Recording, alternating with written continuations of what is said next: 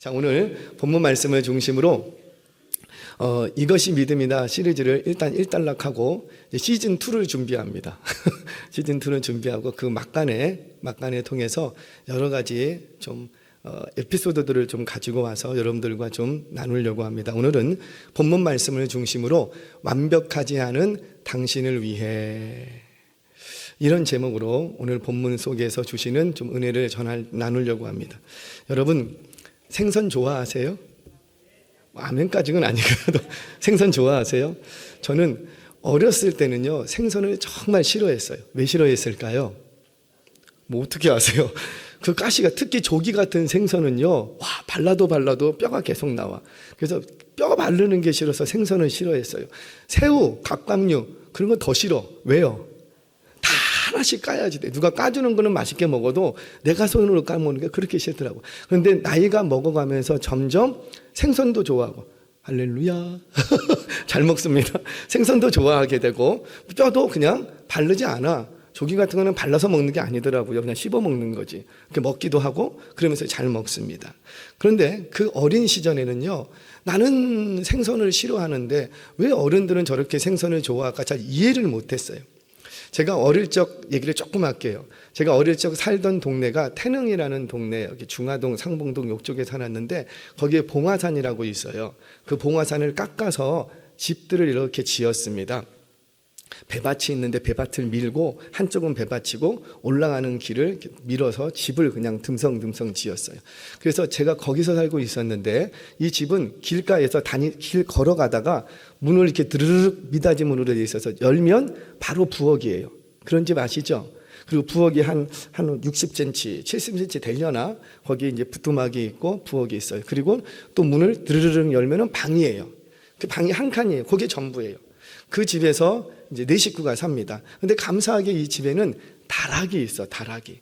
그래서 방에서는 엄마, 아빠, 남동생이 셋이 자고, 나는 그래도 내 방이 있어. 어디? 다락. 그래서 다락 위에 쫙 올라가면 그렇게 좋아요. 이렇게 앉으면 그 어린 시절에 이 머리가 달랑말랑했거든요. 그런데도 너무 좋아요. 특별히 거기에 이렇게 작은 창문이 있어요. 그래서 창문을 딱 열고 지나가는 사람도 보는 거예요. 머리만 보는 거예요.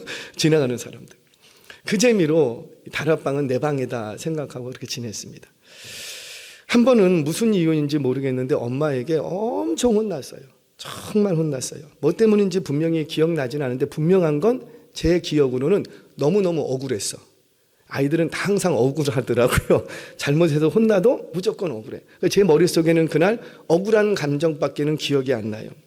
그리고 이제 엄마한테 혼났으니까 너무 억울하니까는 엄마 앞에서는 못 울겠고, 그래서 내 방이랍시고 다락에 올라갔어요. 다락에 올라가서 문을 딱 닫고 혼자 이불을 확 뒤집어 쓰고, 소리 나면 또 창피해.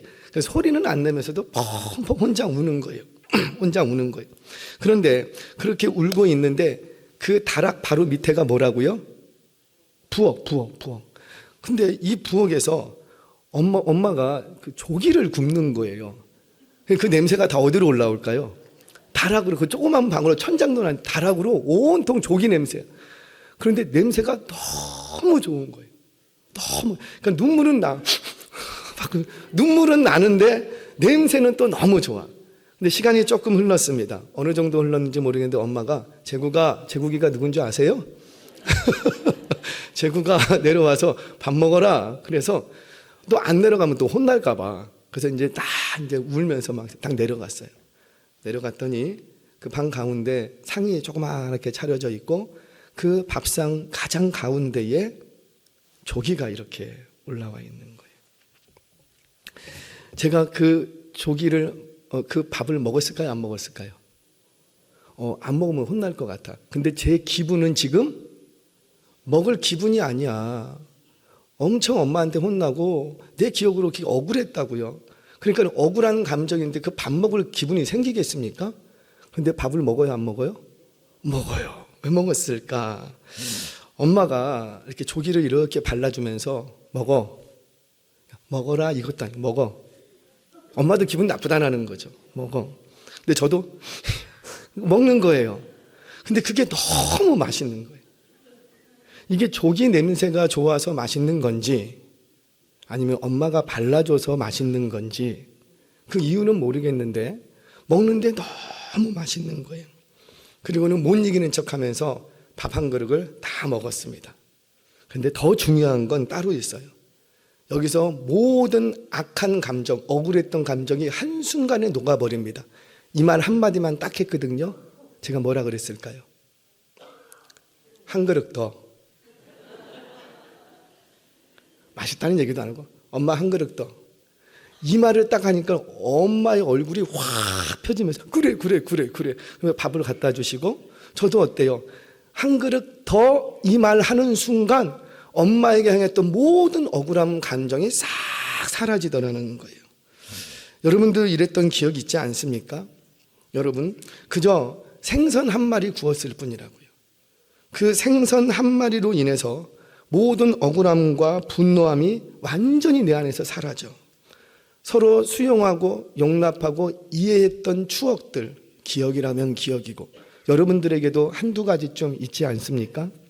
그런데 안타까운 건 뭐냐면 언제부턴가 생선 한 마리로는 이 서로가 용납이 안 돼. 생선 한 마리 구워갖고는 서로의 다쳤던 마음과 상한 마음이 이게 회복이 안 돼, 회복이. 언제부터일까요? 자, 자녀가 태어났습니다. 자녀가 태어나면서 그 아이를 다 보고 저희 집도 그랬지만 너무 이뻐, 너무. 사실은 안 예쁜데 객관적으로 봐서 눈이 어디 있는지 자대로 못 찾겠는데 근데도 불구하고 어때요? 내가 내 속으로 나왔다는 그것 때문에 너무 이뻐. 그래갖고 애만 눕혀놓고 빤히 쳐다보면서 눈 만지고 코 만지고 입술 만지고 이건 누구 닮았느니 손가락은 분명히 5개가 달려있나 안 달려있나 발가락은 다대로 붙어있나 그거 만져가면서 너무 기뻐요. 그러면서 그 아이를 품에 안고 우리 다 뭐라 그랬어요? 야, 건강하기만 잘하다고. 건강하기만 잘하다고. 하여튼 애가 그 말 듣고 방그르르 웃으면 그냥 다 아무리 밖에서 무슨 화날 일이 있어도 애기가 웃는 얼굴 보면 어때요?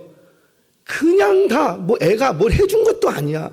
조기를 뜯어준 것도 아니고 그냥 웃어만 줬을 뿐인데 모든 억울한 감정과 분한 감정이 다 사라져 버립니다. 그런데 언제부턴가 이게 사라져가요. 언제부터? 이 아이가 자라면서 너 좀 더 열심히 일해야 돼. 좀 더 열심히 공부해야지 돼. 너 그렇게 해갖고는 좋은 대학 들어가지 못해. 좋은 대학 들어가려면은 좀 더 열심히 해야 돼. 너 그런 식으로 해서는 취직 못해. 너 좀 더 열심히 해야 취직할 수 있어. 우리의 입술에서 자녀들을 향해서 오늘 자녀들에 관한 얘기를 좀 할 거예요. 이런 말들이 계속 자연스럽게 나오기 시작한 때가 있습니다. 존재 자체로만도 인정해주고 사랑해주지 못하고 뭔가 이 아이가 완벽하게 돼야 돼. 다른 사람에 비해서 고등학생이면 고등학생답도록 좀 완벽하게 뭔가를 갖춰야 되고 취직할 좀 나이가 됐으면 취직할 수 있는 뭔가 사회가 요구하는 뭐 완벽한 뭔가가 좀 갖추어져야지 되고 우리가 이 아이를 사랑하지 않는 게 아니라고요. 사랑하니까 우리는 자꾸 입에서 뭐라고 나와요? 너 공부 열심히 해요? 그게 틀린 말입니까? 틀린 말은 아니에요. 좋은 대학 들어가야 돼. 너 토익 점수 올려야 돼. 너 친절해야 돼. 너 착해야 돼. 너 부지런해야 돼. 너 인사 잘해야 돼. 그러니까 아이에게 향해서 우리가 뭘 얘기하기 시작하면 해야 돼. 우리 애기 막 태어나고 어릴 때는 뭐 했어요? 그런 말 했어요? 안 했어요? 안 했어요. 그냥 있는 것만으로도 너무 고맙고 감사했어. 근데 언제부턴가 이 아이를 두고 너 이것도 해야 돼, 저것도 해야 돼, 이것도 해야 돼, 저것 그렇게 말하기 시작하면서부터 우리 부모와 자녀의 관계가 틀어지기 시작합니다. 남편은 어때요? 처음에 신혼 때는요, 그냥 방귀 껴도 좋대. 얼굴만 봐도 그냥 좋아. 직장이 변변치 않다고요. 나이가 얼마 안 됐으니 뭐 대단하겠습니까? 그 회사에서 직급도 별마 안 돼. 그럼에도 불구하고 아침에 출근하러 가려면 출근 못하게 하려고 막 붙잡고 출근하고 다른 집 얘기인가? 출근해갖고 돌아오면 왜 이렇게 늦게 돌아왔냐고 그게 뭐 좋아서 그러는 거죠. 그저 내 남편이 돈을 많이 못 벌어 와도 대단한 직급이 아니어도 아침에 나갔다가 저녁에 들어올 수 있는 출근할 수 있는 직장이 있다는 것만 해도 너무 좋았어요. 월급 해봤자 쥐꼬리만큼 받아온다고요. 그럼에도 불구하고 우리는 어떤 날만 기다리고 월급날. 그리고 그거 받아오면은 그 조금 있는 월급이지만 그래도 그 밤에는 막 어디 가서 우리 외식하자고. 신혼 때는 그래. 근데 점점 중년이 들어갈수록 쥐꼬리만한 월급 받아보면 회식해요, 못해요? 이거 갖고 뭐 하겠냐고. 무슨 얘기입니까? 우리는 남편을 향해서도 그렇게 좋았던 시절을 기억 못하고 남편을 보면서도 언젠가부터 좀 더 벌어야 해, 이번 승진 시험에서 승진해야 해, 가족을 위해서 당신이 더 열심히 뛰어야 해, 남편을 향해서도 자꾸 뭐라고 말하냐면 해야 해, 해야 해, 해야 해 그러는 거예요. 온통 그 말뿐이에요. 그러니까 우리 남편에게 대해서 자꾸만 완벽하기를 우리는 요구하죠. 그런데 여러분, 그렇게 해야 해, 해야 해, 해야 해 하다가도 이 아이가 덜컹 아파버리면 어떻게 돼요? 그러면 다시 처음으로 돌아갑니다. 다 필요 없어. 이것도 안 해도 되고 저것도 안 해도 되고 아무것도 안 해도 돼. 그저 건강함만, 그저 살아만 있으면 좋아. 남편을 향해서 이거 해야 돼, 저거 해야 돼, 이거 해야 돼 얘기하다가도 남편이 큰 병에 걸려서 지금 병석에 누워있어. 그러면 아내들이 어떻게 해요? 다시 본질로 돌아가는 거예요. 이거 안 해도 되고 돈 못 벌어 와도 되고 직장이 변변치 않아도 되고 아무것도 안 해도 좋으니까 제발 사람만 줘. 제발 건강하게 내 옆에만 있어줘. 그게 우리의 본질이라는 거죠. 본질. 그런데 우리는 어떻습니까? 그런 일을 꼭 당해야만 우리의 자녀들과 우리의 남편이나 우리의 아내에게 당신이 완벽하지 않아도 나는 받아들일 수 있어. 이제 이렇게 되는 거예요. 이렇게 되는 거예요. 사랑하는 여러분, 세상은 완벽한 걸 좋아하죠. 그래서 세상에서는 완벽한 사람이 인정받고 높임받는 게 맞아요. 완벽할수록 한 자리를 차지하는 사람들입니다. 그거는 틀림없어요. 이런 세상 속에 살다 보니 우리 그리스도인들, 우리 믿음 있는 우리 가정에도 세상적인 가치관으로 다 바뀌어버렸어요. 그래서 부모는 내 아이가 다른 아이들보다 조금 더 완벽해야 돼. 그래야 세상 속에서 무시당하지 않을 것 같아요. 그런데 그렇게 다그쳐갖고 아이를 키웠어. 그랬더니 그 아이가 완벽해지답니까? 아니에요. 솔직히 우리 내 자신을 보자고요. 저도 내 자신을 내가 봐도 참 못났어요.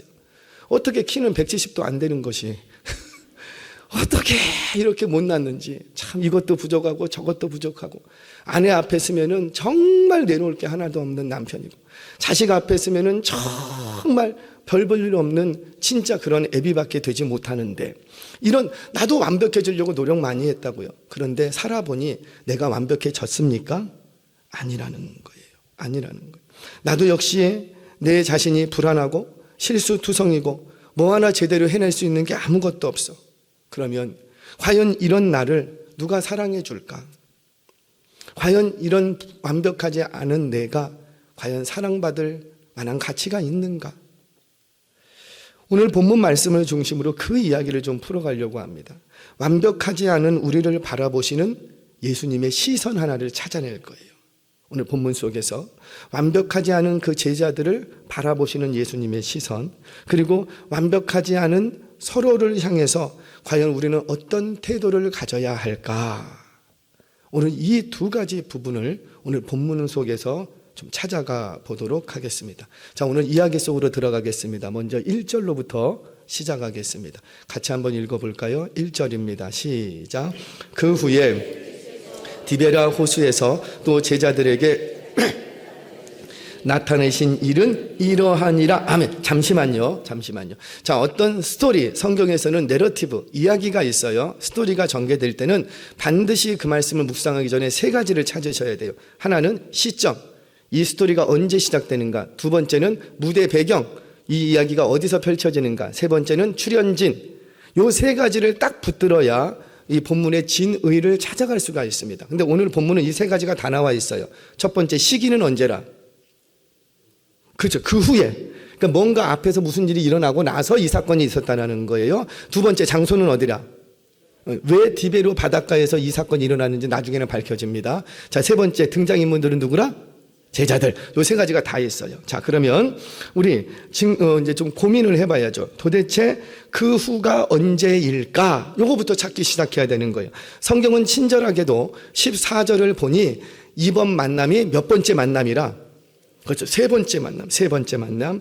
그러니까 전후 문맥을 구별하며 문맥을 따라가면 앞에 두 번의 만남이 있었고 그 후에 이번 만남이 있었다라는 거예요. 즉 앞에 있는 두 가지 만남의 사건과 지금 만나는 이 세 번째 사건이 이야기가 조금 다르다라는 거예요. 같은 맥락에서 보면 안 된다니까. 이 두 가지 일이 있었기 때문에 이 일이 있을 수가 있다. 지금 이 얘기를 하는 겁니다. 자, 그러면 앞에서 두 번이 무슨 일이 있었는가? 예수님이 부활하셨어요.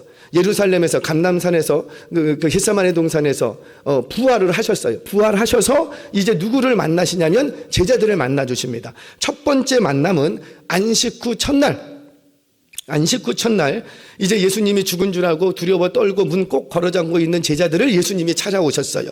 부활하신 예수님이 찾아오셔서 두려움에 떨고 있는 그들에게 평안할지어다 이렇게 말씀하십니다. 그러면서 평강을 주는 존재가 있는데 뭘 받으라? 성령을 받으라. 예수님의 첫 번째 만남은 두려움을 없애주시기 위한 만남이었어요. 자, 두 번째 만남이 있습니다. 두 번째 만남은 이 첫 번째 만남 속에 한 사람 없었던 사람이 있어. 그게 누구였는지 기억나십니까? 도마. 집에서 있는 그 도마 말고 도마. 이 도마가 그 장소에 없었어. 그래서 얘기는 들었지만 믿어요, 의심해요. 의심하고 있는 거야. 그래서 누구를 또 만나 주시냐면 도마를 다시 만나 주십니다. 그러면서 이번 만남은 뭘 없애주기 위해서 만남일까요? 그렇죠. 의심. 너가 소식을 들었지만 믿지 못해. 그래서 부활 소식을 네가 안 들은 게 아니라 들었는데 믿지 못해. 그래서 의심하는 그것을 없애주기 위해서 예수님이 만나십니다. 자, 첫 번째 만남은 뭐 때문에? 두려워하고 있는 두려움을 없애주기 위해서. 두 번째 만남은 뭐 때문에? 의심을 없애주기 위해서 이렇게 만났어요. 이게 두 번의 만남이 예루살렘에서 진행이 돼요. 그 후에 이제 세 번째 만남이 진행이 됩니다. 자, 근데 이번 만남은 장소가 바뀌어요. 어디라? 디베라 호수, 갈릴리입니다. 갈릴리. 자, 이번에는 아까도 얘기했지만 앞의 만남과 좀 다른 의미가 있어요. 이번 만남은 어떤 만남이 있는가? 자, 우리 3절 말씀을 한번 보겠습니다. 3절 시작. 시몬 베드로가 나는 물고기 잡으러 가노라 하니 그들이 우리도 가겠다 하고 나가서 그날 밤에 아무것도 잡지 못하였더니 아멘. 자, 이들이 이제 고향으로 돌아왔습니다. 고향으로. 자, 질문 한번 해봐야죠. 이제 무대 배경이 바뀌었는데 왜 이들은 예루살렘에서 고향으로 돌아왔을까? 그리고 왜 물고기를 잡으러 간다고 했을까? 왜 그랬을까요? 어떤 주경학자들은 이 베드로를 비롯한 제자들이 예수님께 실망하고 다시 예수님을 찾는 걸 포기하고 옛날로 돌아갔다. 그래서 자기들이 했던 갈릴리로 돌아가서 거기서 자신들이 즐겨 했던 익숙했던 그 어부지를 시작을 했다라고 해석을 하는데 절대 그렇지 않아요. 그건 너무 성경을 못 보는 거예요. 그렇지 않아요. 자, 아까도 얘기했지만 이미 이 제자 그룹은 부활하신 예수님을 만났다 안 만났다? 몇 번이나? 이거 잘하셔. 저만 보면 되죠. 두 번의 만남이 이미 있어요. 그러니까 이들 안에 속에는 이미 예수님이 무덤에 계신 게 아니라 예수님이 부활하신 것을 보고 믿고 만졌다고요. 그래서 이미 자신 안에 확신이 딱 있어. 그러면 확신이 있으면은 예루살렘에 있어야 돼요? 아니면 고향으로 돌아가야 돼요? 그렇죠. 예루살렘에 좀 있어야지. 그런데 이들이 고향으로 돌아갑니다. 자, 왜 돌아갔는가? 바로 예수님이 부활하신 것을 믿었기 때문에 고향으로 갔어요. 자, 왜 그랬느냐? 예수님이 부활하실 때 어떤 것을 하겠다고 약속했던 한 가지 약속이 있었기 때문입니다. 그 약속 때문에 이들은 예루살렘을 포기하고 갈릴리로 갔던 거예요. 자, 성경 봅니다. 마태복음 26장 32절 말씀 같이 읽겠습니다. 시작. 그러나 내가 살아난 후에 너희보다 먼저 갈릴리로 아멘. 그래요. 예루살렘에서 만났어요. 부활하신 예수님을 만났어요. 그러면 예수님의 다음 행적지는 어디라? 그렇죠. 갈릴리. 이것을 믿었기 때문에 이 제자 그룹은 갈릴리로 갔던 거예요. 근데 갈릴리로 갔어. 근데 문제는 뭐예요? 언제 나타난다든지 어디에 있을지 구체적으로 얘기를 안 하셨어. 그냥 갈릴리에 가리라 이렇게만 말씀을 하셨지. 그래서 이들은 갈릴리에 가서 누구를 기다리고? 그렇죠. 예수님을 기다리고. 근데 예수님을 기다리는데 아무것도 안 하면서 가만히 기다리기가 이거는 말도 안 돼. 지금 내가 부활하신 예수님을 만났으면 이 부활하신 예수님을 증거하러 다녀야 될지 아니면 예수님을 따르는 또 다른 제자 그룹을 키워가야 될지 이거 아직 자신들의 삶의 방향과 사명 이런 것들이 아무것도 결정이 안 됐어. 그래서 이 제자들은 누구를 기다리고? 예수님. 기다리면서 할 수 있는 게, 그들이 할 수 있는 최선의 일이 있었어요. 그게 뭘까요? 그렇죠. 이전에 돈 벌려고 어부 일을 한 것이 아니라 무료한 시간을 그냥 보내면 안 되잖아요. 그렇다고 선생님이 계셔서 이리 와라 하면 갈 텐데 선생님도 계시지 않고 그분은 분명히 부활했는데 우리에게 오신다고 했는데 우리는 뭘 해야 될까? 우리가 하던 일을 하는 거예요. 여러분, 여기에도 영적 비밀이 있습니다. 여러분, 우리는 다시 오실 예수님을 믿어요, 안 믿어요? 믿으십니까? 아멘 하시기 바랍니다. 그러면 예수님이 언제 오는지 알아요, 몰라요? 어디에 올지 알아요, 몰라요? 왜요? 우리는 알지. 오실 때 오실 거예요. 누구나 다 알 수 있는 곳으로 오실 거예요. 아멘이세요? 지구 반대편에 있는 자들도 알게 될 거예요. 이게 하나님의 신비로운 역사예요. 우리는 그날이 있을 것을 믿고, 그러면 오늘 우리는 뭐 해야 돼요? 하던 일을 하셔야 돼요. 복음 전하시던 분들은 복음 전하고, 직장일이 있으시면 직장일 감당하고, 주부라면 주부의 일을 감당하고, 하나님께서 너는 이거를 해라! 이렇게 정확히 사명을 주시지 않는 한 내가 있는 자리를 지켜야 되는 거예요. 자, 다시 말씀으로 돌아옵니다. 자, 이렇게 이제 예수님을 기다리게 됩니다. 그런 차에 이제 예수님을 만나게 되는 거예요. 그러니까 이 만남은 어떤 만남이냐면 그 제자 그룹, 부활을 목격한 이 제자 그룹에게 어떤 인생을 살아야 되는지 인생의 방향과 어떤 사명을 부여하는 자리가 바로 이 자리였다는 거예요. 그래서 오늘 본문을 보면 21장 15절 예수님 만난 이후에 예수님이 뭐라고 하십니까? 너희들 내 양을 먹이라, 내 양을 치라. 그러니까 이제부터 너희가 뭐를 해야 될지를 이제 인생의 방향을 결정해 주시고 그들에게 사명을 부여하시는 자리가 바로 이 세 번째 만남이었다라는 것. 자, 여기까지가 이 이야기의 결론적인 내용이에요. 자, 그런데 저와 여러분들이 조금 더 주목하고자 싶은 내용은 결론적인 내용이 아니라 그 결론에 이끌어가기까지 숨겨져 있는 내면적인 이야기를 여러분들과 하려고 합니다. 자, 다시 본문 속으로 돌아와서, 자, 제자들은 배에 올랐어요. 그리고는 밤이 새도록 고기질을 했습니다. 근데 고기를 잡았을까요? 못 잡았을까요? 못 잡았어요. 날이 새어갈 무렵 누군가 바닷가에 누가 계셔. 그런데 예수님인 건 정확히 모르겠는데 누가 계셔. 그 배에서, 제자들이 있는 배에서 바닷가까지가 대략 한 90m 정도가 됩니다. 100m가 좀 못 돼요. 그러니 이렇게 보니 누군가 서 있어. 근데 그 서 있는 분이 뭐라고 하냐면 고기 많이 잡았습니까? 물으니까는 배에서 못 잡았습니다. 그랬어요. 그랬더니 그러면 배 오른편에 그물 내려보세요. 어디서 많이 듣던 얘기 아니에요. 베드로를 처음 만났던 제자들도 이거 뭐지? 그리고는 어떻게 합니까? 그 사람이 누군지 정확히는 모르나 그냥 그 말을 듣고 그물을 던졌습니다. 던졌더니 고기가 몇 마리 잡히고, 성경은 정확히 명시를 하죠. 153마리였다. 그 많은 고기를 잡았지만 찢어졌다, 안 찢어졌다? 안 찢어졌다. 딱 이렇게 되고 나니까 사랑하는 제자, 즉 요한을 얘기하는데 이 요한이 바로 알아버립니다. 저분은 누구라? 예수시라. 그러니까 이 말을 듣자마자 베드로가 어떻게 하고 벗은 몸으로 있다가 어떤 물속에 잘 뛰어들어. 또 뛰어드는 거예요. 그런데 이 뛰어들 때 겉옷을 걸치고 뛰어들었다고 합니다. 이 겉옷은 뭐냐면 우리가 입는 이런 겉옷이 아니라 일종의 숄가 같은 거예요. 좀 큰 타월, 그런 숄가 같은 것을 두르고 물속에 뛰어든 거예요. 선생님을 만나거나 높은 사람을 만날 때는 겉옷을 두르는 게 예의예요. 싫어 자기가 벗었을지라도 겉옷을 이렇게 두르는 게 예의예요. 그러니까는 자기가 사랑하는, 그렇게 기다리던 예수님이 저기 있다 이 소리를 듣자마자 그는 조금도 주저하지 않고 겉옷만 챙겨서 뛰어듭니다. 여러분, 겉옷을 입고 뛰어들었지만 수영을 하려면 이 겉옷을 어떻게 해야 될까요? 그래서 손에 쥐어야 돼요. 여러분들 수영 좀 하십니까? 수영 좀 하시는 분들은 이해가 되실 거예요. 한 손 이거 잡고 90m를 수영해서 가려면 쉬워요, 어려워요?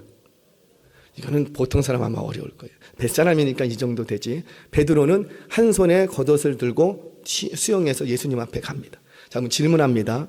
그렇게 기다리던 예수님, 보고 싶은 예수님이에요? 여러분들이 사모에서 물속에 뛰어들어서 거기까지 갔다고. 그러면 예수님 만났을 때 여러분들은 어떻게 하실 거예요? 예수님, 예수님, 내가 지난날 예수님 3번이나 부인했지요. 제발 용서해 주세요. 내가 정말 이 말하고 싶었습니다. 예수님, 예수님 오신다고 하더니 이제로 오셨네요. 예수님, 예수님, 나 정말 예수님 보고 싶었어요. 그러면서 뭐 끌어안든가, 아니면 그 다리라도 붙잡던가, 아니면 그 발치에 엎드리기도 하든가, 그러지 않겠어요?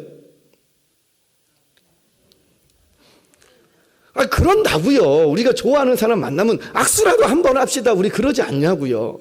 근데 이 베드로는 어떻게 합니까? 아무것도 못합니다. 그리고 아무것도 못하고 그저 예수님이 그때 뭐라고 계셨냐면 숯불을 피워놨다고요. 불을 피워놨어요. 그 베드로는 온몸이 젖은 상태에서 그 호수물이 뚝뚝뚝뚝뚝뚝뚝뚝 떨어지는 그 상태에서 아무 말도 하지 않고 그 예수님의 옆자리를 이렇게 앉는 거예요.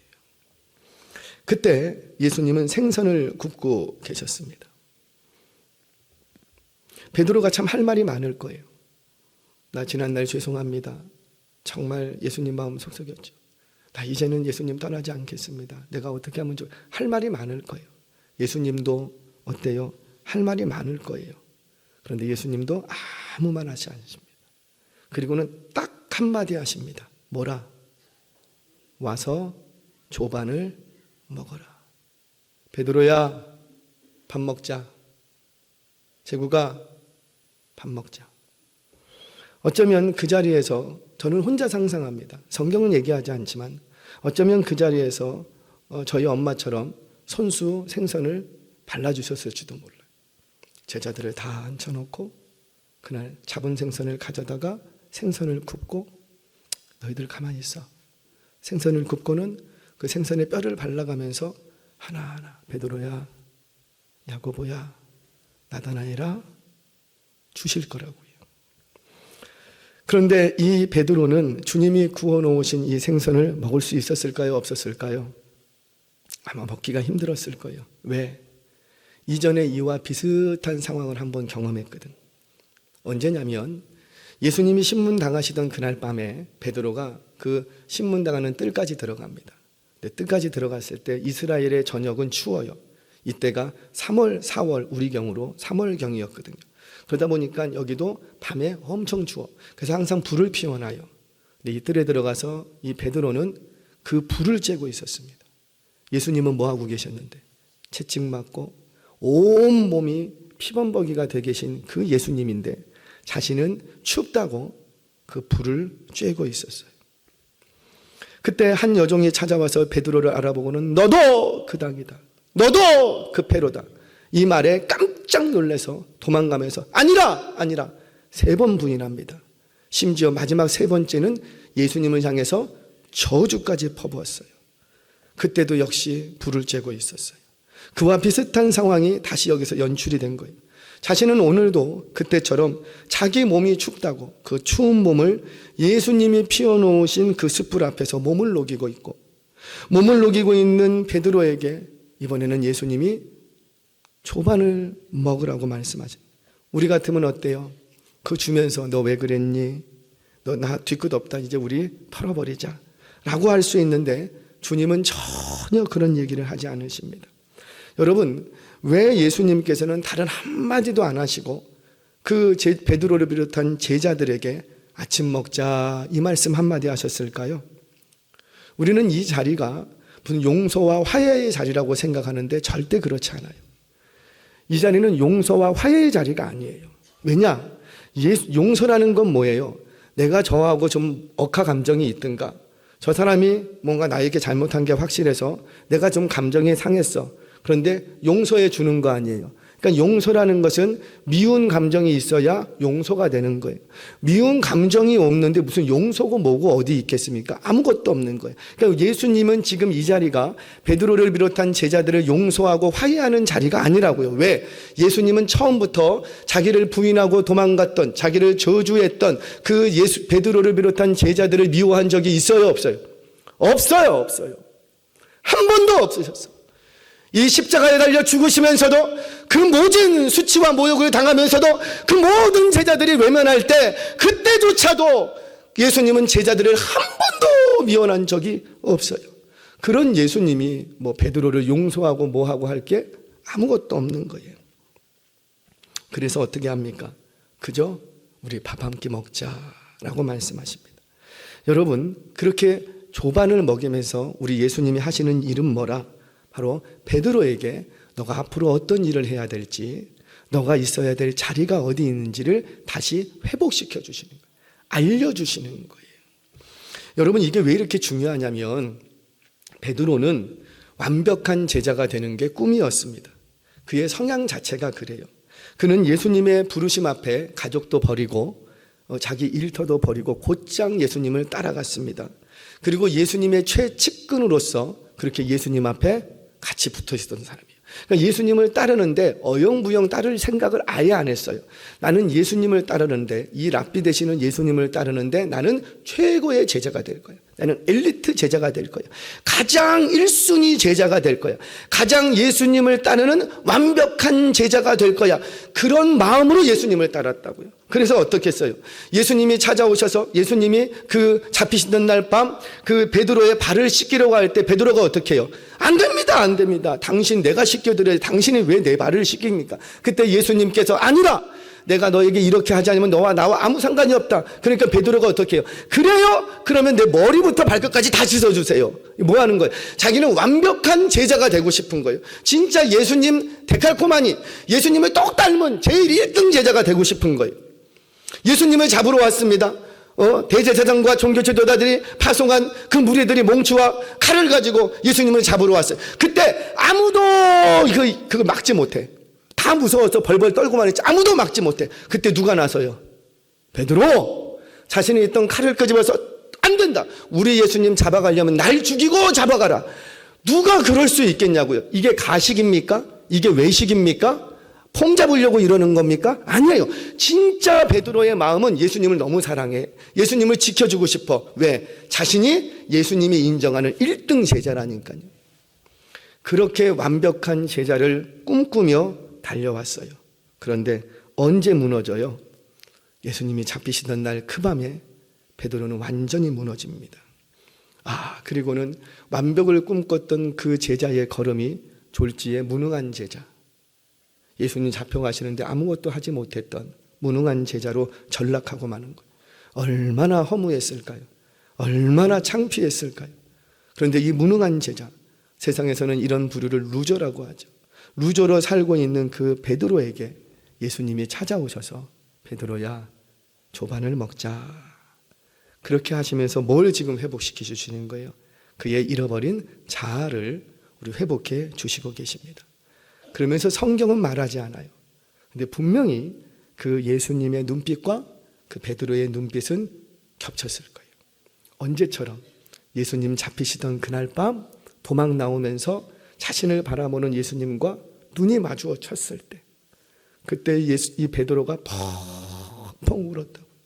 너무 가슴에 찔림이 받아서 회개했다고. 아마도 그 밤이 생각이 나. 지금 예수님이 고기를 띄워주면서 먹으라 했을 때에 또 한 번 그 예수님의 눈빛 속에서 또 한 번 무너졌을 거예요. 근데 이번에는 다른 무너짐이에요. 왜? 이제는 그 눈빛 속에서 한 가지 발견합니다. 괜찮아.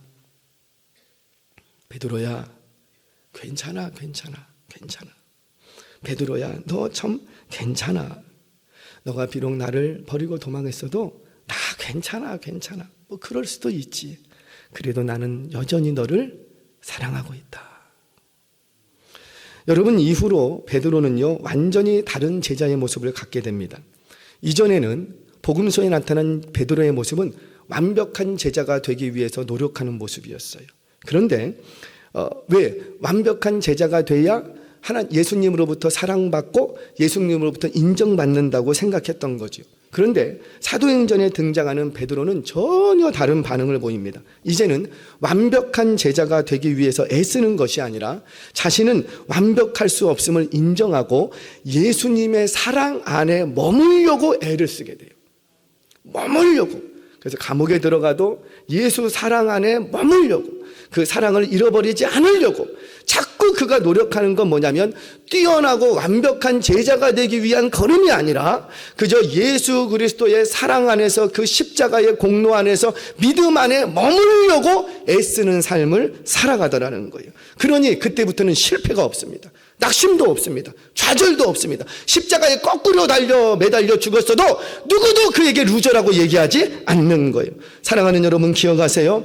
여러분, 우리가 신앙생활하는 말 함에도 같은 원리가 적용되는 거예요. 우리가 신앙생활을 열심히 하는 이유가 뭐예요? 우리가 완벽한 제자가 되기 위해서 그렇게 열심히 하십니까? 그러면 포기하십시오. 절대 저와 여러분들은 완벽해질 수가 없습니다. 하면 할수록 내 자신에게 실망하고 허물과 실수투성일 뿐인 나를 발견하게 돼.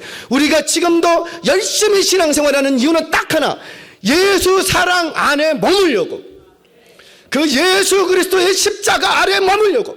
사단 마귀는 그 십자가 아래에서 나를 끄집어내려고 하고 예수 그리스도의 사랑 안에서 우리를 떼어내려고 하는데, 나는 그 예수 그리스도의 사랑 안에서 떨어져 나가지 않으려고 애쓰는 삶, 그게 믿음의 삶이라는 거예요. 여러분들의 자녀들에게도 마찬가지입니다.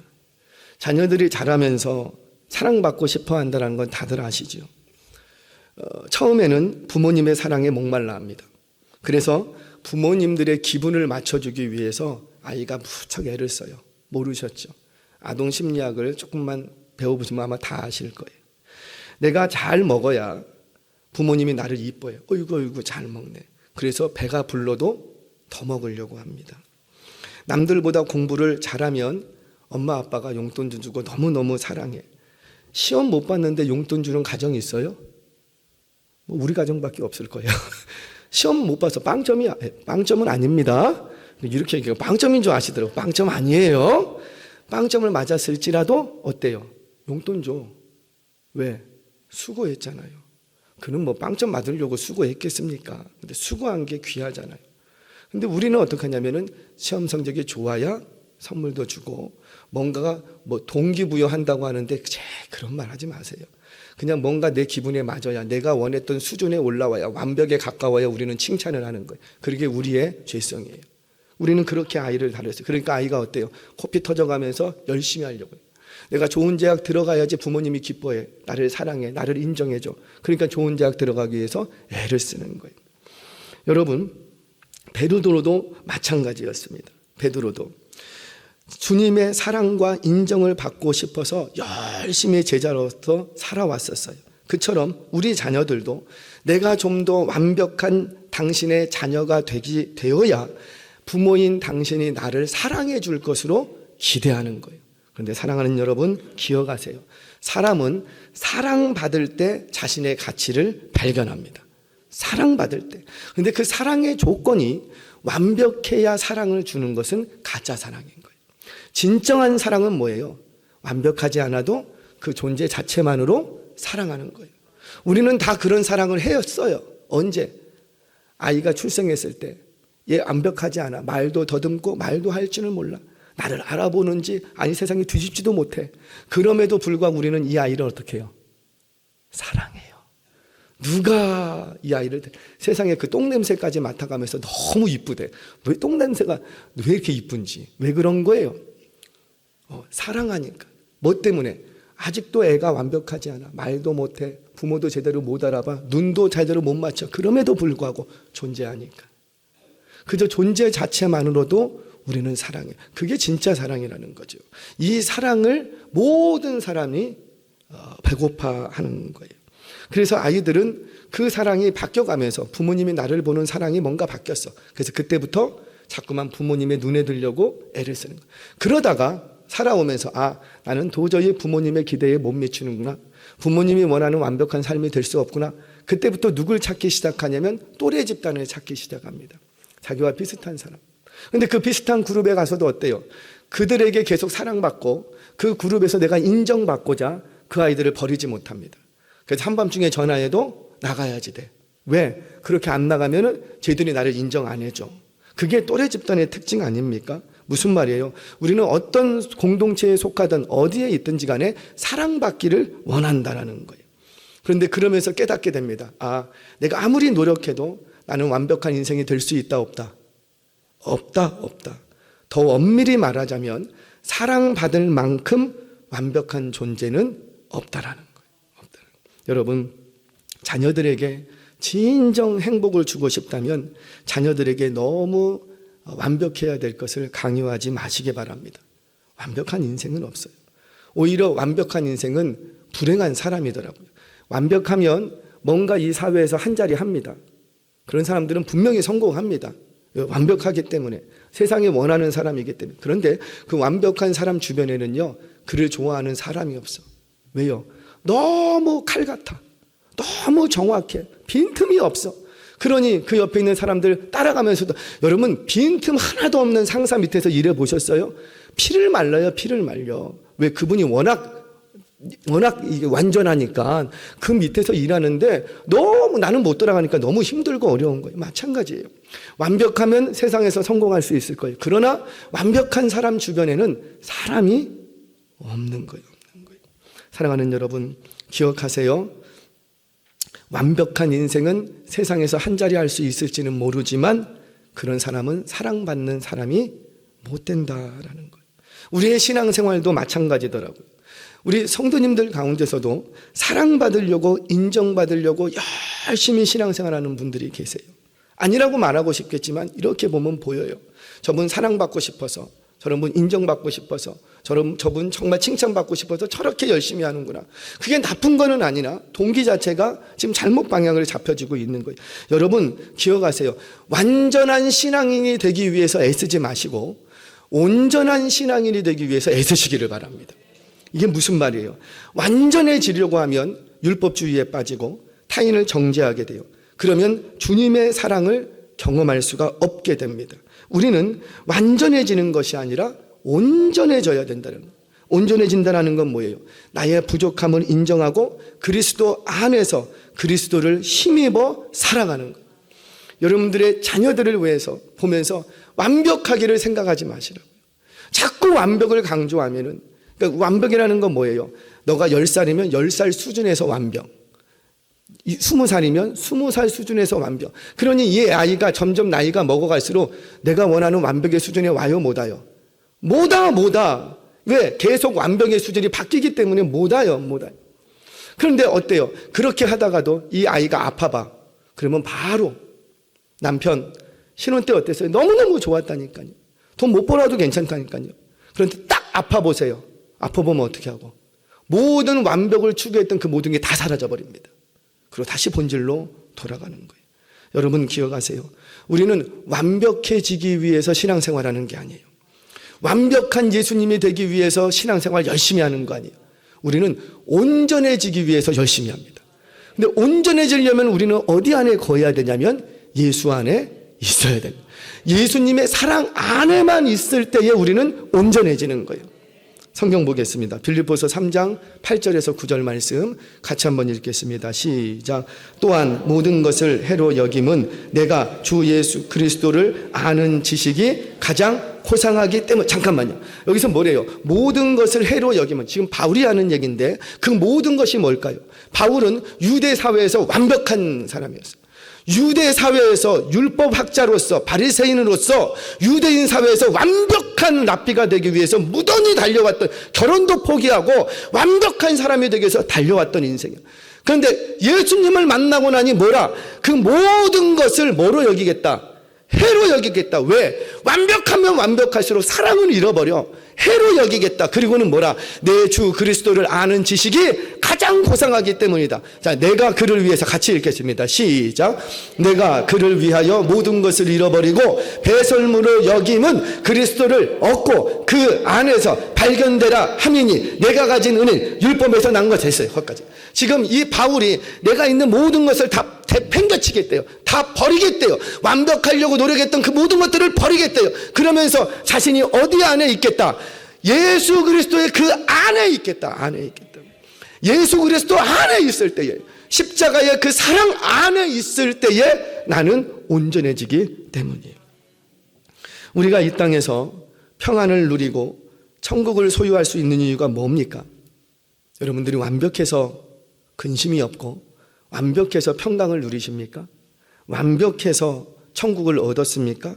아니라는 거예요. 내가 완벽해서 의로운 것이 아니라 내가 예수 안에 온전히 머물러 있을 때 우리는 온전해지고 완전해지는 거예요. 예수님께서도 말씀하셨지요. 내가 의인을 부르러 온 것이 아니라 누구를 부르러 왔다? 죄인을. 왜? 온전하지 완전하지 못한 자들을 내가 부르러 왔다. 마틴 루터는 이렇게 얘기합니다. 천국을 얻기 위해 경건한 업적이 필요한 것이 아니다. 천국은 오직 하나님의 한없는 선하심으로 우리에게 주어지는 선물이다. 이렇게 말하고 있습니다. 그래요. 우리가 천국을 얻는 것, 구원을 얻는 것, 주님의 제자가 되는 것은 우리가 완벽하게 주님을 따랐기 때문에 주어지는 것이 아니라는 거예요. 그저 우리를 사랑하신 그 예수님의 사랑 안에 머물러 있을 때 우리는 완전해지고 온전해지는 거예요. 말씀을 정리하겠습니다. 사랑하는 여러분, 우리 주변에는 내 남편도 그랬고 내 자녀도 그랬어. 우리 주변에는 완벽해지기 위해서 무던히 달려왔던 인생들이 있습니다. 근데 그게 무너졌어요. 그래서 루저라는 말을 듣고 너 꼴찌라는 말을 듣고 너 그 정도에서는 밥 먹고 살기도 힘들다는 얘기들을 숱하게 들어왔어요. 세상은 그런 사람들을 멀리하고 루저라고 부릅니다. 그리고는 그들을 향해서 너 좀 더 열심히 했어야지. 너 이렇게 안 들렸으면 너가 좀 더 노력을 했어야지. 여러분, 우리는 이 말들을 쉽게 하는데 그런 말들은 그에게 아무런 도움이 되지 않는 거예요. 이런 말들은 도리어 그들의 마음을 아프게 하는 것, 그들을 더욱 슬프게 하고 아프게 말 뿐이고 진짜 자괴감에 빠지게 만들 뿐이에요. 아니랍니다. 저와 여러분들은, 우리 모두는 완벽하지 않아도 사랑받기에 충분한 존재라는 거예요. 독일의 신학자 보네퍼라는 분이 이런 얘기를 했습니다. 우리가 가치 있어서 하나님이 우리를 사랑한 것이 아니라 하나님이 우리를 사랑하시기 때문에 우리가 가치가 있는 것이다. 여러분들 자녀를 사랑하십니까?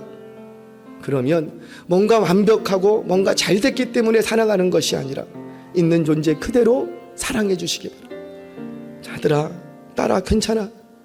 공부 좀 못할 수도 있지. 돈을 좀 못 벌어도 괜찮지. 우리 남편을 향해서 당신은 왜 돈을 못 벌어옵니까? 아니라 돈을 못 벌어와도 당신은 여전히 내 남편이야. 당신이 좀 어리숙해도 세상에서 뭐 잘 나가지 못해도 당신은 우리 아이들의 아빠야. 그 존재 자체로 인정해주고 사랑해줘야 된다. 교회 안에서도 마찬가지 아니에요. 장로님이 왜 그러십니까? 장로님이 좀 더 열심히 하셔야 되지 않습니까? 권사님이 그렇게 해서 어떻게 하겠어요? 권사님이면 좀 더 남들보다 열심히 하셔야 되지 않습니까? 집사님 뭐 하십니까? 그게 예수 믿는 집사님 맞습니까? 우리는 이런 얘기들을 쉽게 한다고요. 이런 얘기들은 공동체에 아무런 도움이 되지 않는다고요. 어떤 말? 그가 뭔가 완전했기 때문에, 완벽했기 때문에 우리가 그를 인정하고 높여주는 게 아니라고요. 예수님께서 그분을 사랑하시기 때문에, 그분이 예수 사랑 안에 머물러 있기 때문에, 그 사랑 안에 있기 때문에 우리는 그를 사랑하는 거예요. 장로님들을 향해서 괜찮아요 장로님, 뭐 그럴 수도 있죠. 우리 장로님 여전히 예수님이 사랑하시는 장로님. 우리 권사님, 아유 권사님 그러실 수도 있죠. 우리 권사님 그래도 예수님은 당신을 여전히 사랑하죠. 우리 집사님들을 향해서, 우리 자녀들을, 얘야 공부 못할 수도 있지, 재수할 수 있지, 삼수할, 제 육수까지 봤어요, 할 수 있지, 괜찮아 나는 여전히 너를 사랑한다. 남편을 향해서, 남편 하는 일마다 안 돼, 하나님 왜 이렇게 안 되는지, 괜찮아 여보 괜찮아 당신이 예수 믿고 있고 내가 당신의 돈 보고 내가 결혼한 거 아닌데 괜찮아 나는 여전히 당신을 사랑할 거야. 오늘 이 마음으로 우리 공동체가 서로 용납하고 가정 안에 하나 되는 은혜가 있기를 바랍니다. 그렇다면 오늘 저녁에 여러분들 집에 돌아가시거든 가족들을 불러놓고 조기 한 마리씩 구워서 식사하시기 바랍니다. 그리고는 남편이 아내를 위해서 뜯어주고, 아내는 남편의 먹거리를 뜯어주고, 부모는 자녀가 먹을 거를 뜯어주고, 그렇게 할 때 여러분들이 얼마나 그 이들을 사랑하고 있는지, 당신이 뭐가 완벽했기 때문에, 좋은 모습이 있기 때문에, 대단한 모습이 있기 때문에 사랑한 것이 아니라 그저 나에게 붙여주신 남편으로, 나에게 붙여주신 아내로, 나에게 허락해주신 자녀로, 그 존재만으로도 나는 여전히 당신을 사랑합니다. 이런 고백들이 여러분들의 가정과 여러분들의 일터와 우리 공동체 안에 넘쳐나시기를 주의 이름으로 축원합니다.